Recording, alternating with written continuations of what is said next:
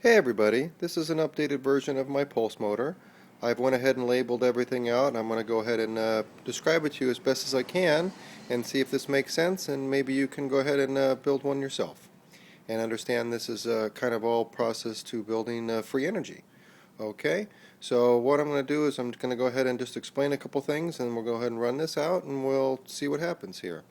Okay, basically the way that this pulse motor works is that we're going to go ahead and take energy from the primary battery, which is ultimately going to run this pulse motor.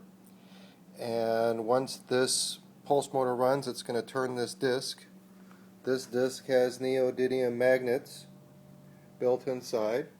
It's similar to this one here with, four the same size and all pointing in the same direction as far as polarity is concerned.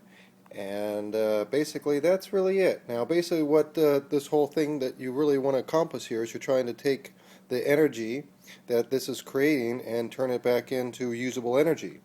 And basically the way that everyone has come to conclusion is that you can create your own back EMF, which this is what this voltmeter is set up for. This is the back EMF for the radiant energy that's collected from the collapsing circuit. Kind of works like a transformer, which basically when all the energy is stored up inside this pulse motor, it's released similar to a transformer and sent back out as back EMF, and that can be captured. Now I'm running a Bendini circuit, which is basically a pulse motor design with transistors, resistors, and a ohm potentiometer, and all together basically it's how it works. So you can go on the internet and download the schematic, and with a little assistance you can get your own going. But once you do, you're going to get to this phase and you're going to want to learn a little more. So this is what we're going to go ahead and do here now. So what we got set up here is we're going to have our charge battery, which is our primary battery, and then our charging battery, as well as the back EMF that's collected from the collapsing circuit. Like I said, works like a transformer. So this is what we're going to go ahead and do. We're going to go ahead and fire this up, and basically down here we're talking about capacitors and full wave bridge rectifiers, which basically this means that all the energy that's being collected, ultimately you want to run through a capacitor, which basically that smooths out the circuitry so it's better usable energy. And then this full wave bridge rectifier, basically how it works, ladies and gentlemen, is that all the back EMF and any energy that's created from any kind of source always comes out as AC, which it's alternating current. You get positive as well as negative energy that comes from any energy device. And what that does basically is this full wave bridge rectifier not only takes the DC and let the DC pass through, it converts the AC and converts that to DC. So if you just get a regular bridge rectifier and it's not a full wave, what it's going to do is it's basically just going to cancel out the AC and only give you the DC voltage. You want a full wave bridge rectifier, which basically it's going to capture both the positive and negative and give it to you back as positive. Now you're going to lose a little in the transfer, but it's the only way that we can figure out how to do it now. So that's basically it. So what you're doing is you're taking energy, you're creating a moving object, and you're going to try to collect that radiant energy off that through pickup coils, which, as you can see, I've got pickup coils here which you can place next to here, which will actually pick up electricity, and we'll talk about that on another video. What we're doing now is just kind of an overview on how this whole thing works to give you a better idea and the mindset that comes behind it, and hopefully you might come up with something even better. So this is how it works, and let's go ahead and check it out. Okay.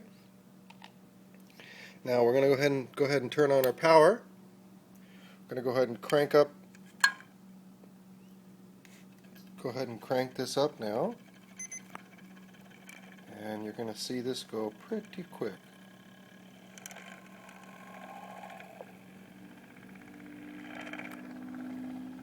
I want you to listen to this because it goes really, really, really quick.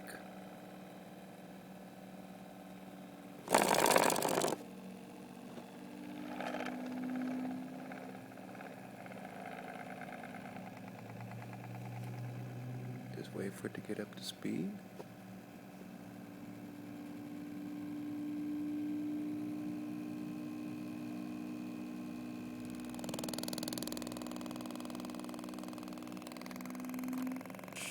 There we go.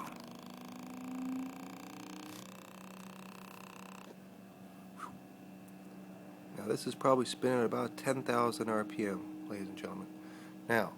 Now that we've got that going, let's go ahead and back up and see what's happening here. Okay? Right now we are picking up approximately 11 volts of AC back EMF that's being generated from the collapsing circuit. Okay? So we are going to go over and look at a charge battery, which basically a charge battery needs charging. It's only at 10 volts, 10.65, and we're going to go ahead and now put the Bendini circuit on, and we're going to see what that wants to go up to. So now it's climbing up, and this is the charge. So you can put multiple batteries on this charge, and you're getting probably about 2 amps at around 13 to 15 volts, and you can really charge just about anything. And that's pretty much how the circuit works. Now what I have here is I have a tri-coil, meaning it's actually 3 wires wound together. 2 of them are dedicated to the Bendini circuit, and the third one, as you can see, I've run back through and running it right now as my AC volts. Now what I can do is I can connect my positive and negative to this full wave bridge rectifier, and as if you can see the positive and negative on the outer ends. The 2 little lines, look like squiggly lines, are where you connect the AC lines, and then you get DC out. You have the positive and negative. So it's really that simple. You plug in both your lines to the 2 squigglies. It doesn't matter which one. Doesn't matter what comes out. Positive on one side and negative on the other. Once I would do that, you'd be able to go back to this voltmeter and change it from AC to DC, and I'd probably end up having about 10 volts something. You lose a little bit in the transfer, but that's how you end up getting workable energy. Now that leads us now to a transformer, which ultimately, what you ultimately want to do is you end up want to build up as much power as you can to be able to recharge things or run other appliances. And the way that you're going to do that is by using either a step up or a step down transformer. And again, we'll go into that in another video. But ultimately, you now get a good idea on basically what a pulse motor does and how it works, and what basically the back EMF is from the radiant energy and how that works.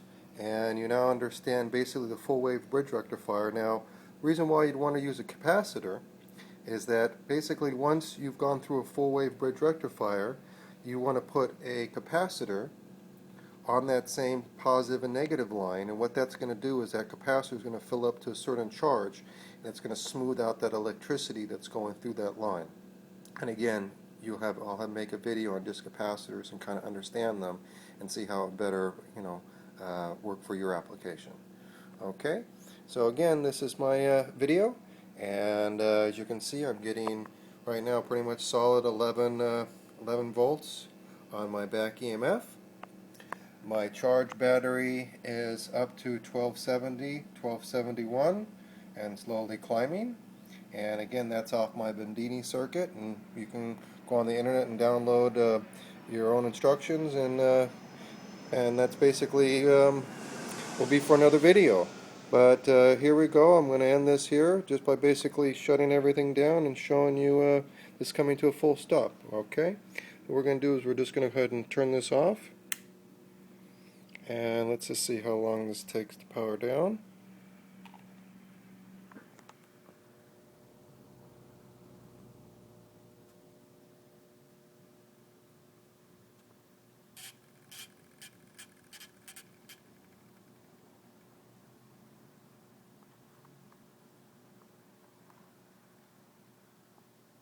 I know there's a few of you that are saying, oh, this is a motor underneath or something else different, so I've got a little surprise for you. Now this is stopped. I've made it in a way that you can actually just take this off, and here's the CD with the neodymium magnets in it. Okay, You put this down, and this simply is a CD-ROM assembly. It's just basically bolted right here with these three screws right to the center of this board, and this is the CD piece. In effect, you can take this out, excuse me, and that holds on like that. Really that simple. Nothing to it. So anybody that says this is fake really just isn't educated. Anybody that says this stuff isn't working really isn't educated. Anybody that really believes that this stuff is fake really isn't educated. So, ladies and gentlemen, you need to learn a little bit of electronics. You need to get back into the 21st century, because here we are, and pretty soon somebody, I know one young kid's going to come up and crack it, and we're all going to be getting free energy soon. Again, thank you all for watching my video, and look forward to new ones. Thank you.